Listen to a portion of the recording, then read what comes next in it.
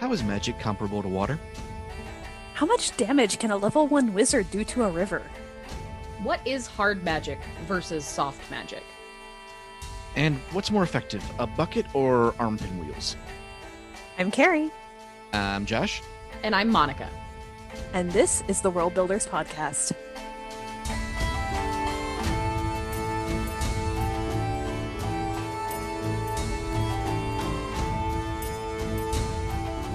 Hello there, I'm Carrie. I'm Josh. And I'm Monica. And this is the Worldbuilders podcast, because you can't build a planet without a plan.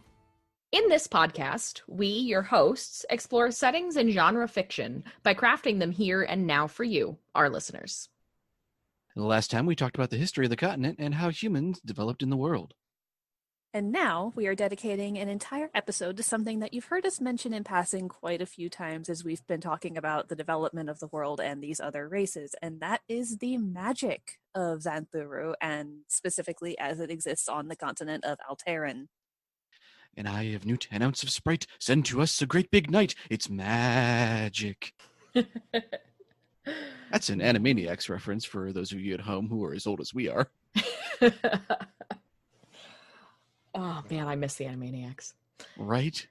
They got away with so much for a quote-unquote kids show. Let's be honest, Animaniacs is one of those shows that was written for the parents. Oh, absolutely. 100%. They have to watch it too, so... So yeah, magic. So in modern genre fiction, there's a lot of discussion back and forth of the merits of pros and cons, which one is better or worse, hard magic or soft magic. Hard magic being, of course, something like Allomancy from the Brandon Sanderson novels, Surge Binding, something hard and bound by multiple explicit rules. You do A, B thing happens. Soft magic being more along the lines of Robert Jordan's The Wheel of Time, where there's certain methodologies to doing certain things, but it's a little bit more flexible, a little bit more kind of left up to the imagination as to how these processes are taking place. You know, you can say that a character performed a certain weave, but it's not described exactly what that looks like or, you know, the intricacies that go into it, other than saying it's easy or it's hard. So where are we falling on that particular scale? Extremely soft and squishy. So, a lot left up to interpretation of those using the magics, then. Almost completely up to the interpretation of the individual using it. So what are some things that it conventionally gets used for? Like what are some things that come to mind when you think of people tapping into that ley energy that runs across the planet? A lot of it depends on the type of people using it. As pointed out in their individual little blurbs, the Bearlinks and the Silva tend to use it a lot for agricultural work, whether it's shaping treetop homes in the case of the Silva, or augmenting / just straight out growing crops in the case of the Bearlinks, cultivating, their forests, so on and so forth. A lot of general application for healing as well amongst the assorted races, but like I said, it really depends on who exactly is using it as to what is the most common / correct work. And what are some of the rules that do exist in the system? Obviously, even though it's, like you say, a super soft and squishy system, before we can determine what our characters can do, we still need to know what they can't do. And even the softest magic systems are going to have a couple of rules. So kind of describe to us what those are and what you had in mind when you created the system. So the hardest rule I say applies to the manipulation of ley energy, channeling as it's referred, is that because this energy is a naturally occurring positive influential force on the world around it, it is nigh impossible to use ley energy to cause direct harm to something. You can't pull from a line and use that energy to snap someone's bones or rend open their flesh. Full stop. The energy will basically refuse to do that. It has no inherent desire of its own, no intent to actually cause harm. So no death words like in Aragon. Basically. No death words, no balefire, drawing back to the Wheel of Time parallel. It just does not want to cause harm. So you can use it to sort of power something that, like a device that might cause harm, but you can't make it cause harm. Correct. Or you could hurl lightning at the rock underneath someone's feet, or create a ball of fire and throw it in the direction of the thing you want to hurt, but you cannot cause a living being to spontaneously burst into flames. Also correct. Because as far as delay energy is concerned, if you are using it to generate fire, it does not have any clue what your intent to do with that fire is. You could just as easily be trying to start a campfire to cook for someone as, lob it into a crowd of civilians. I don't recommend doing that last one. No, I don't either. Although, let's be fair, that is very much in human nature because we have flamethrowers. That's true. We really and like the flamethrower exists because someone said, man, I really want to set that person on fire, but they are way over there.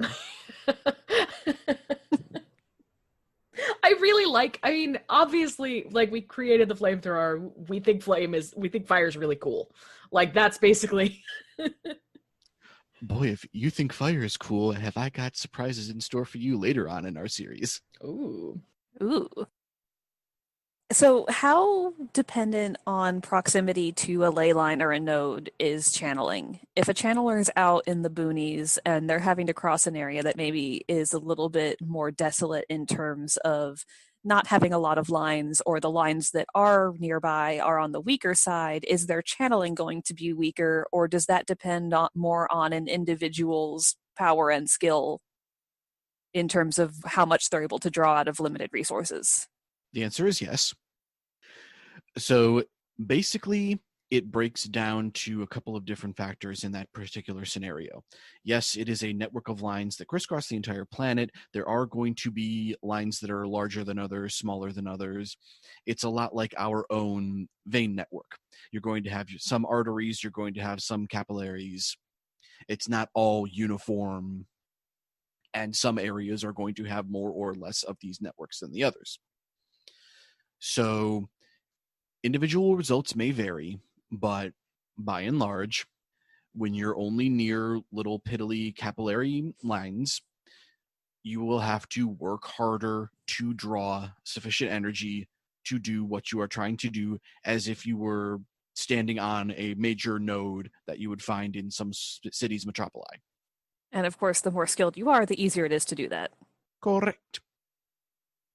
That image of it sort of reflecting our like veins system brought up a question that I have. Oh, goody. Yay, questions. So, is it possible to, or has it been tried, I guess, to change where the ley line is on the planet? Like, can the ley lines be moved on purpose, I guess, is the question. That's a very good question. I can say that it has been attempted in the past. I cannot currently say how well it worked out for the individuals trying it. Okay, that's fair. I like that it's been attempted because it's interesting. I will be very interested to find out how that went for them, because I'm going to guess my theory. I will tell you my theory. You do not have to confirm or deny. It does not matter. My theory is that it did not go well for them. I mean, for all we know, it wasn't, the Garrix and Delconis' creations overdrawing on the light that caused those two nodes to explode. It may have been one side or the other trying to deprive the other one of light by redirecting a ley line. Right. Well, yeah, and like that's so it interests me because I guess when you said vein system, I was thinking about capillaries and how they're very little, and there's lots and lots of them, right? So it made me wonder if it was possible to do sort of a magical irrigation of an area, basically. Like to spread the magic a little further so you get a little bit more of that extra like plant growth or whatever you're trying to do further away from the line itself. But yeah, anyway. No, that's fine. It's I am glad that so far the discussion has already yielded one interesting question. Yep. And actually, I remember something like that existing in not only the forum, the original forum thread, but also in season 0 of the Xanthuru content. There was something referred to as a diffusion array in the city of Tolvera that was doing just that. That's neat. Yeah. That's how things go sometimes, because when you're working with a resource, sometimes the question is, well, how best do we disperse this resource, or conversely, how best do we hoard this resource? Right. And that's one of the things like with water. That's one of the things in desert areas. Yeah, can you make irrigation? Can you make a canal? Right, exactly. And not that magic is water, but water is very important, and magic is really important to this world. So it very much is, which brings up one of the other closer to concrete, solid, cast in stone or written in steel rules. You can't hang on to it. So you can't store it up and leave the ley line and use it later. You can, but not indefinitely. There are methods, and it is rare and highly coveted because the resources, at least in the Alteran area, are a little scarce, but ley energy can be temporarily encapsulated in crystalline structures. That is to say, stored in gemstones. Which are incredibly difficult to come by. Yeah. As we talked about in the races episode, you may want to go back and listen to that one if you are confused, but yeah.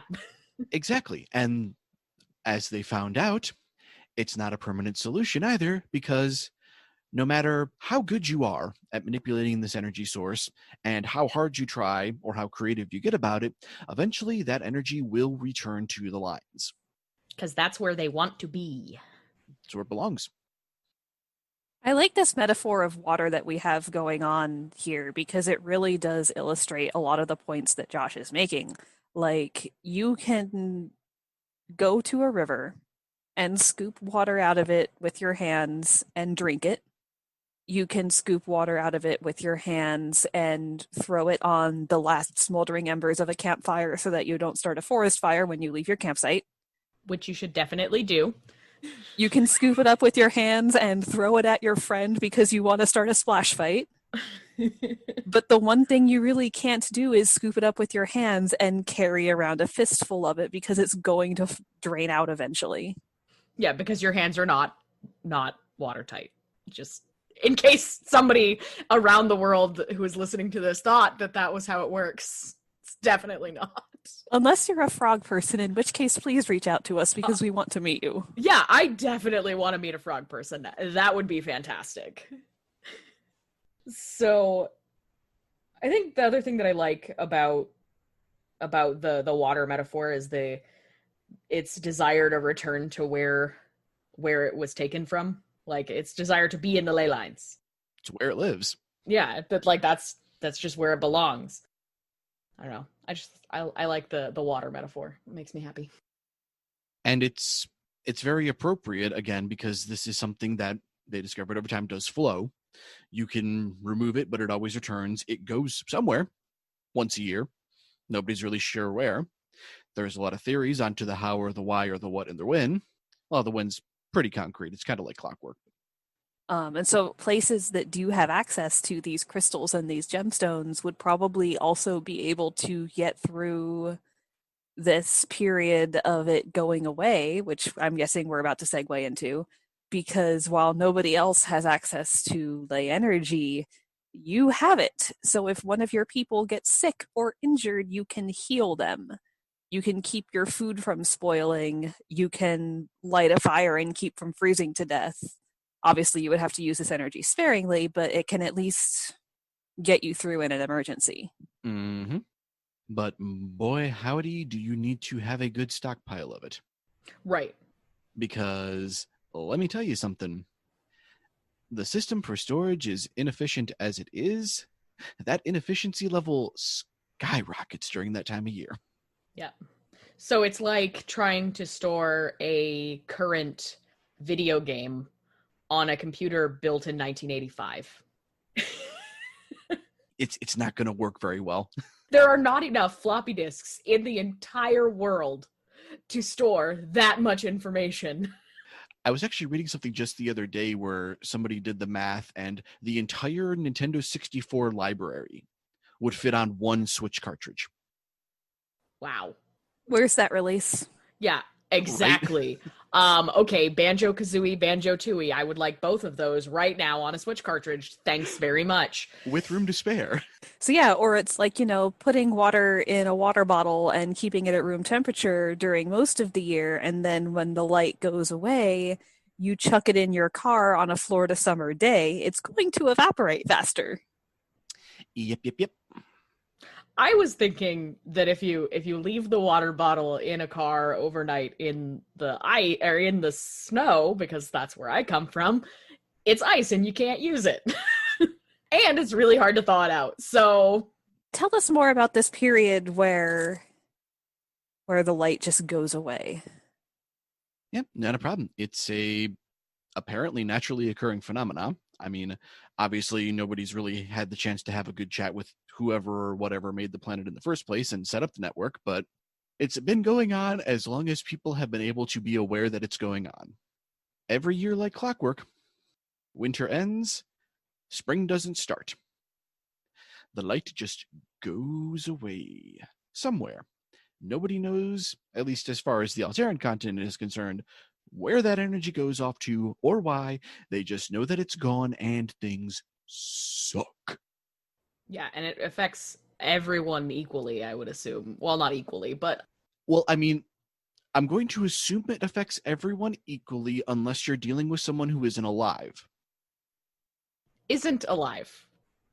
So that should cover a pretty good spectrum, right? I mean, yeah, I guess that's fair. Yeah, because any sort of inequality rising from this would be in their advantages or disadvantages in being able to prepare for this. Yeah, prepare and get through this period of nothing.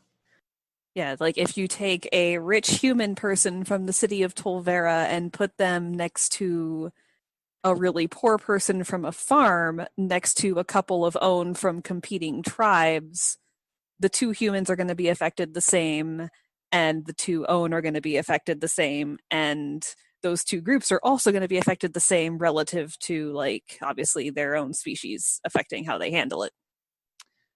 Noticed you still got some grain stockpiled. Yeah. It'd be a real shame if something happened to it. So that does bring up the question: Does the period of no magic, does it affect the own as much as it does the other races who kind of depend on the magic? Because they don't tend to care about the magic as much, as we discussed in the races episode. So they arguably make out the best of all the species, because if anything, having access to no magic whatsoever makes it even more difficult to say no. That's true. Yes. It would be very difficult to stand up to an own that says, I want the rest of your whatever you have left. Give me that cattle. I want it. Well, given that I can no longer throw a fireball at you, I guess it's okay. Enjoy your new cattle. Is there a name for this time of year? It depends on which species you're talking to. They all have their own little idioms, but it is generally referred to as the season of the serpent, or snake, or the dark season. Again, depends on who you're talking to. Most areas of the Alteran continent work off of a, for lack of a better, more unique term, a zodiac system of assorted animals whose constellations are visible throughout the course of the year. Starts at the beginning with the ram, with the start of spring, goes all the way to the end of the year with the serpent, when everything sucks. Serpents always get the bad rap. Yeah, well. When you're hunter-gatherers and serpents are often a sign of, I'm about to die because this thing just bit me. That's fair. That's fair. So I'm curious as to how it affects people like the Silva or the Bearlinks, in terms of, because they do use the magics a lot, and they're very good at it. Mm-hmm. And also nothing grows, and the Bearlinks are plant people. Right.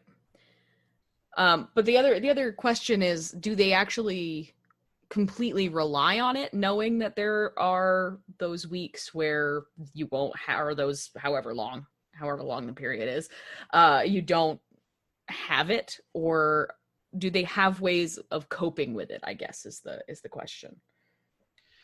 So as far as the Bearlinks are concerned, they appear to hibernate, for lack of a better term, even though they are plant-based, and hibernation is more of a insectoid / mammalian trait. Yes. You can always tell when the bad time of the year is coming, because wintertime is particularly drab for most species in general, but when you are living plants and start doing things like changing color into losing your foliage into, things are starting to die, that's kind of depressing. We'll still honor the dead, have a nice little somewhat somber party about it.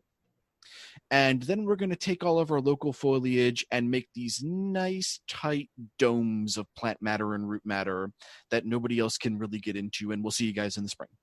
We'll see you when everything's back to normal. Don't worry, it's going to be a great party. Yeah. We'll have a great party once we can actually come out and visit.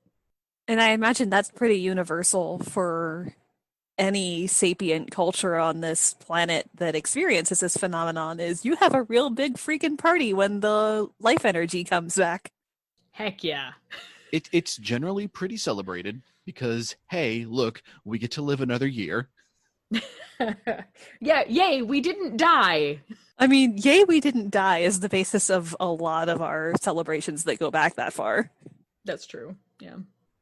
It's even more particularly emphasized because, so when there's no ley energy, it's not just a matter of, hey, things suck, nothing's growing, there's no, new plant vegetation that we can even subsist off of. Life just kind of stops.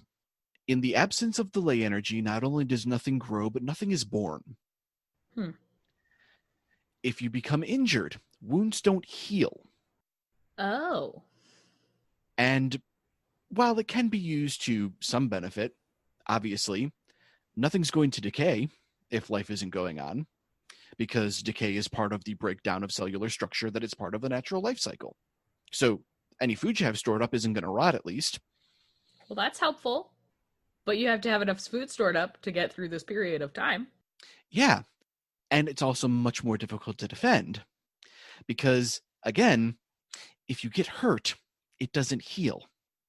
And you can't force it to heal generally, using whatever little light energy you might have stockpiled if you're particularly wealthy. So spring coming again is a really, really, really big deal. If someone is sick when the month of the serpent begins, how does that affect them? Do they get better because the virus or the bacteria is no longer attacking them, or do they just stay sick until spring comes? Pretty much stay sick, because obviously the bacteria or the virus can't reproduce, and the body can't, not that they would know this because that's more of a modern conceptualization of medicine, antibodies can't be produced to fight it. So it's kind of a stalemate. So imagine just being stuck with pneumonia for a month because you can't get rid of it and it can't kill you. Being stuck with pneumonia just in general is terrible. I can't imagine being stuck with it for a month, not getting any better, not doing anything except existing. And I imagine that it's pretty dangerous for high-risk individuals, because just because the bacteria can't kill you directly doesn't mean that you can't die of secondary effects because you're not able to get better. True. Well, and the other thing too, like when spring actually does happen and you still have pneumonia, obviously you could go to a healer as soon as spring happens and go, please fix it. It would be, if it were me, all right, I would be banging on the local healer's door. You will fix me right now! I'm done with this! Let me in! Why are you closed? Tell us why you're closed! Tell us why you're closed! On what right do you deny the people? We'll put a link to the video that we're referencing. It's a grown man going crazy because one entrance to a local mall in Toronto is locked. It highlights the express intelligence of the general masses. Anyway. Yeah. So when I say things suck for a month, I mean things really, really, really suck for a month. Yeah, so like your life really changes in this month. I mean, it's not so much life as just existence for a month. Yeah, because also there's not really a whole lot of work you can do to prepare for spring. All of that would have to be done in winter because, say, the month of the serpent, the drab season comes along, and you're a farmer and you're getting ready for the spring, and so you're lifting all these huge bags of seeds around and you throw your back out. Now you cannot heal. You're stuck with a thrown out back for the rest of the month, which means you also cannot help care for or protect your family. Yeah. And you don't get to finish your prep work either. It's a double whammy. Man, I would use that entire month just to knit. Sorry. Always look on the bright side of life. I imagine it's a time of reflection and personal growth in some ways for a lot of cultures because there's nothing else to do. A lot of books get written. Not by the Silva. Well, yeah. I mean, maybe. Factual books, maybe. Yeah. This is the history of this year. This is what happened on this day, and this day, and this day. Or again, you might have that one renegade who decided, you know what, I really want to write a novel. It's true. No one will ever know. So, what made you decide to go with, first of all, a soft magic system in particular, and to really integrate the concept of magic as a source of life as deeply as you did for Xanthuru? So, the short, quick answer is I wanted to. Which is a valid answer. That is absolutely valid. The beginning of the slightly longer answer is I'm a creative person. I hang out with creative types. We like creating things together. I like it when people are creative. I like when people are passionate about the things they're creating. It makes me happy. It gives me the warm fuzzies. Hello, podcast. Exactly. Hello, Internet. I love you all. You're beautiful people. Tell me about what makes you happy. It will make me happy too. So what I wanted when I was designing a magic system, and because this was designed from its inception to be played in at least a forum-based role-playing aspect of individuals responding to one another back and forth, and then eventually with the Season 0 content, a tabletop role-playing game, I didn't want there to be a very hard, rigid set of restrictions as to what people could do with magic. Because, like, don't get me wrong, I like D&D, I like Pathfinder. There's something particularly annoying about the concept of, well, the fighter can swing his sword as much as he wants in any given day. The rogue can backstab people as many times as he wants. The druid can backstab people as many times. I mean... That's a reference to our private game, where the druid is a dual-class rogue, but no one knows he's a dual-class rogue. We've rolled insight to check him, and he's beaten us every time. It's kind of fantastic. I mean, I have rolled ones more often than anything else when insight checking this. Anyway. It's kind of fantastic. But anyways, so it always struck me as a little bit silly that within the realms of most standard RPG settings, magic users kind of get shafted. Yes, spells are powerful. That's completely understandable. From a gameplay perspective, there does need to be some level of limitation. But limiting the sheer amount of your capacity to do it always struck a bone with me. Number of spells per day, number of spells known, having concrete spells to begin with. Like, okay, I'm a wizard. I can know magic missile, mage armor, fireball, lightning bolt, eventually meteor swarm. I can cast meteor swarm twice. I'm the greatest wizard in all the lands. Or the thing that gets me is the lack of application outside of fighting things. You know, in fiction, in a fantasy novel or a text-based role play, the wizard might be able to use elemental magic to temporarily freeze a spot on a river so that the party can walk across the ice and cross the river. But in a lot of tabletop settings, unless your GM is really flexible and willing to work with you on that, which not a lot of them are that I've met, you're not going to be able to do that. You can cast Ray of Frost, but you can't use ice to create a bridge. Yeah, you know how many Ray of Frost it would take to freeze a moving body of water? Ray of Frost is not a lot of damage. You'd get a little sheet of thin ice that would immediately start floating downstream if the river was doing anything more than, standing still. But that's my point. If they know Ray of Frost, they know how to create ice. Why can't they just... Because those are the things that are hard-coded into the magic system. But no, I didn't want that. It's one of those things where, like, that's one of my least favorite part of tabletop role-playing games is combat, period. My least favorite part out of every tabletop game I've ever played is combat. So if a magic user is relegated to only using magic during combat, I want nothing to do with it. That's why I pick classes that I can bash the crap out of things, because I don't have to worry about not being able to use half of my character sheet unless we're in stupid combat. Mm-hmm. Yeah, casters in more defined magic systems and tabletop play usually have to decide, do I want to be useful in combat, or do I want to be useful out of combat, or do I want to be half useful in both? And other characters do not seem to have that as much. Yeah. Yeah, I mean, how strong a fighter is going to come into play whether they're hitting something with a sword or trying to climb, leap, whatever, to get over obstacles outside of a combat situation. Or, maybe they're just trying to win an arm wrestling contest at the local bar. That strength score is always going to matter. Right. Mm-hmm. So when I was designing the magic system for Xanthuru, I wanted a magic system that was, one, unrestricted in what you could do with it, and relatively unrestricted in how often you could use it. And for what. Right.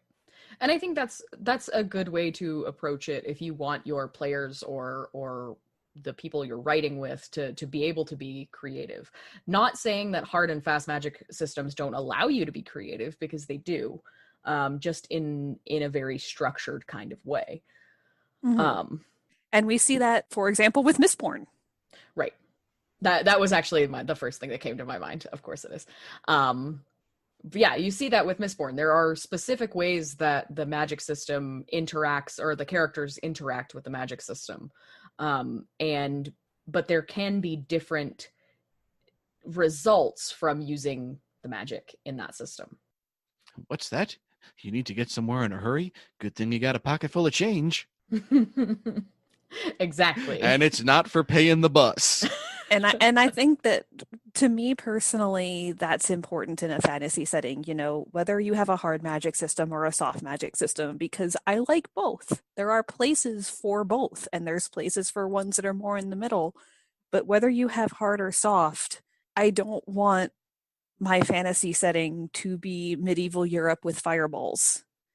If you're going to put magic into your world, personally, I prefer it to intersect with all ways of life. How can we use this to make our lives better? How can we use this to have fun or advance technology or, things of that nature? Because if you give human beings a resource, and if you give other non-human sapient beings a resource, they're going to play with it. Yeah, and that was another reason I wanted a less restricted magic system, is because since I had, figured from the inception that I wanted to do unique races that filled the same fantasy niches without being elves and dwarves and gnomes and goblins and what have you, that I wanted there to be room for expressiveness in how that magic is used. Every species that we've talked about that I made for the Alteran continent approaches channeling ley energy slightly differently, and none of them are wrong because they're all bound by the same hard rules and navigate around the soft rules in ways that are appropriate for their culture. Like the fact that you cannot legitimately intently cause harm with ley energy is fine for the Silva. They don't care. They wouldn't even try to do that anyways.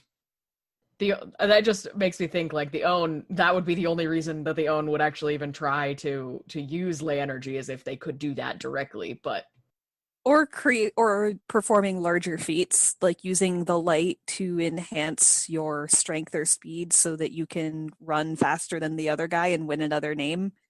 right. And that is about the extent to how they use it too. The own, by and large, will primarily use ley energy channeling to just amplify their own physical attributes, or in the instances of a pinch, regenerate. Oh, I'm hurt. Let's close this up. And that was actually going to be one of my next questions is self-healing possible? But you just answered it. Yeah, it absolutely is. Obviously, your mileage may vary as to how exactly it's done, but by and large, it's primarily just increasing the rate at which cell division happens so that the damage repairs itself. For some people, anyways. Yeah. So let's talk about cost. Because, as we all know, magic comes at a price. What is expended to use to channel the light? Is it physical energy? Is it mental and emotional energy? Is it yes? I'm guessing there's no blood sacrifices or components involved in this, given how we've described it. It does tend to vary from individual to individual and species to species, but by and large, it is an exercise in will. Because, and this is again partially why the Onyorek are not particularly known for their channelers, is because they're not the most, I wouldn't say that they're not the most strong-willed, because they can be very belligerent and stubborn, as we found out, but they're less inclined to exert will in the terms of trying to convince an energy source that you can feel all around you to do something for you. Instead of scooping up the water, they're trying to just grab fistfuls of it. And not only that, to slightly use but also draw away from the water parallel, convincing the water to be held by you in the first place. Because keep in mind, the water likes being in the stream. That's where it lives. When you want to pull some out of it, you basically have to negotiate with the water. Right. And the own aren't really good at negotiating unless it's, I am taking this now. I want it. Give it. And so, in the case of if somebody were to, say, overchannel, draw on the light for longer or more amounts than they really should, you would start to see things like maybe mental fatigue, headaches, not being able to like hold on to it anymore. You might grab onto it and it just slips through your fingers, that sort of thing. Well, let's again play with our water metaphor that we've been building, and we're trying to scoop water out. Now, what's going to happen when you cup your hands and try to scoop up water? Anything that your hands cannot hold is just going to fall away to begin with. Now, let's say you're trying a slightly different approach and doing something completely ridiculous and taking each hand and kind of pinwheeling them from behind you, just trying to wild flail as much water up out of the river as you can. That mental image is great. Just like straight up Looney Tunes, arms pinwheeling around so much that they blur, trying to scoop water out of this river. Pulling aside the cartoony reference of pinwheeling arms, what's eventually going to happen to your arms? ow. Because you're doing something so wastefully inefficient as trying to displace that much water as you can, you're going to start getting arm strain. You're going to start risking tearing a rotator cuff because you're doing something with your arm so much so often that really shouldn't be done. And therein is the parallel, is an individual is only going to be so capable of drawing on this energy to such an extent before they start facing some form of repercussion, whether, as you mentioned, mental fatigue, physical fatigue sometimes. It's really going to depend on how they're approaching it. And even further if they keep pushing beyond that point. That metaphor just makes me laugh. But it's accurate. I like it. It's very visual. And that is where skill comes into play. Obviously, the more you work with manipulating the light, the more you can develop more intuitive or reflexive natural ways of working around those shortcomings. Like, okay, maybe if you stop trying to make the tiny little scoops with your hands and fan them out a little bit and, scoop that way, you can hang on to a little bit more for a little longer before it starts falling through your fingers, so on and so forth. Or grab a bucket. I was going to say, in the case of developing technology that is powered by the light, just use a bottle. You yourself as a person may only be able to pull so much water out of the river at once, but if you employ a tool to help assist you, you can work with a little more. And that is where the base concept of foci come into play. Most people who specialize in ley channeling as a means of whatever it is they do will employ some form of particular device, item that acts as basically a tool, something that enables them to work just a little bit better, a little more efficiently, even if it's just in terms of boosting morale. It doesn't even necessarily be something that has to make logical sense, like the bucket metaphor. If it's something that, oh, hey, this staff was used by my grandfather and he was a great ley channeler. If I use his staff, I'll be a great ley channeler too. Just that little bit of extra mental fortitude can make the difference in being able to pull out just a little more of that energy than you would be able to otherwise. So that kind of reminds me of something. In my actual personal life, my real life, I wear a necklace every single day. And depending on what I need from that day, I wear a different necklace. So if I need strength, I have a Thor's hammer that I wear. If I need a little bit of luck, I wear a fish hook that my husband got me from New Zealand. That is like a carved whalebone fish hook. And if I need protection from evil spirits that want to attack me, I have another, it's called a manaya, it's like a fish bird person that protects you from evil spirits. If I'm feeling particularly down, I wear that one because it helps get the evil spirits that are making me feel sad away. Or at least that's my, like, I wish I lived in a fantasy novel version of my, like, sad days. But that's kind of what it reminds me of, the focuses that like, oh yes, this was my grandfather's staff, he was great at channeling, I'm gonna carry it and I'm gonna use it and it'll make me better at it because it has emotional meaning to it. But yeah, there's my example, my real world example. But again, we've done that thing that we've mentioned in previous episodes that we've loved doing, and we've established a connection. Yeah. Something that we've added to the world that I've been building, that I added to the world that I have been building, that someone was able to relate to and make that connection. It's like, oh, hey, I do something like that. And that gets that little bit of extra bit of investiture. Yeah. And we like investiture. It's pretty cool stuff. Just a little bit. Just kinda, Yeah, exactly. And that's one of the goals of writing or creating in a world is to find ways that you can connect with readers or players. If you're doing this for a role-playing game like we are, like, find those ways that you can connect with people, because that's kind of what we all want to do anyway, is connect with each other. So we are incredibly social creatures, even those of us who like to be left alone sometimes. I'm never one of those people. Oh my gosh. But yeah, as far as going too far, because it can happen, it does happen. It has happened in the past, and it will probably happen in the future. Sometimes people just, for whatever reason, don't listen. Real life too. Just yeah, exactly. They might not listen, or they might just be that desperate. Exactly. And sometimes that desperation can pay off. See previous episode, Zan. Other times, you wind up paying the price. Because, as we've established in this episode so far, talking about this magic system, this energy has basically a will of its own. It is there on the planet to be part of it, to encourage life. It doesn't like hurting things, and it likes to stay where it is. If you are too persistent, trying to take too much for too long, you're going to wind up with a contest of wills, and an energy system that spans an entire planet the size of Jupiter is going to have a lot of will. Yeah, it's going to have a lot more than you do.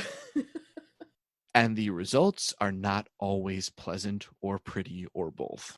I mean, considering that there are 2 dead zones on Altair, and yeah, not very pretty. I mean, not to mention that if channeling is in part an exercise of will and you lose a contest of wills with the light itself, you might end up losing yourself and just becoming nothing. Yep. That's a terrifying concept, honestly. One of those, just like, it brings up the idea of what is humanity? Like, what is your actual soul? What are you? You know, like if you lose that contest of will, what's left? It's a really interesting sort of philosophical question, I guess. You don't get those very much from me, but But again, something that happened because of something that I made. Yeah. Willfully and intentfully to bring about those kinds of questions. Because obviously, you know, I could have sworn I've heard somebody say this a couple times in the past, but something about massive amounts of power and massive amounts of responsibility. Yeah, once or twice, you know. Man, now I really want some rice. Not that kind, though. We have better rice. This is true.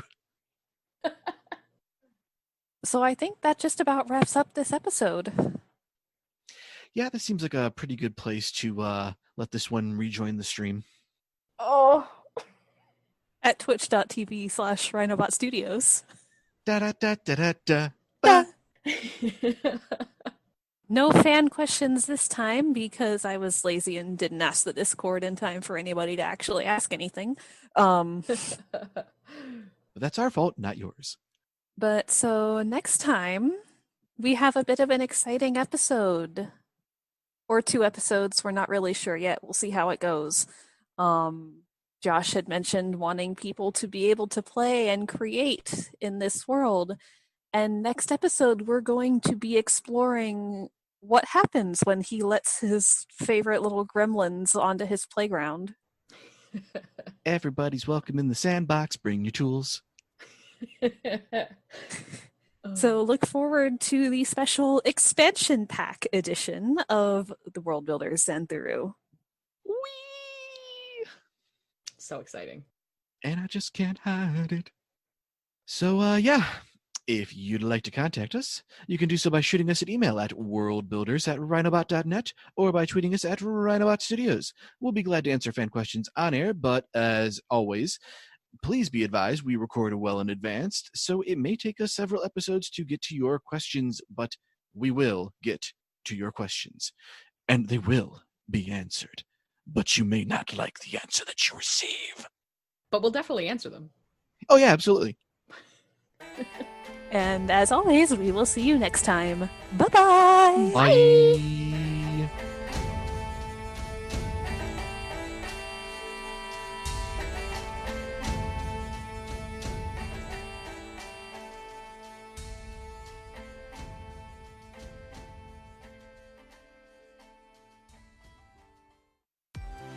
This show is a member of the Rhinobot Studios family. For more information, including show listings, team member bios, social media links, and our community Discord, please visit rhinobot.net.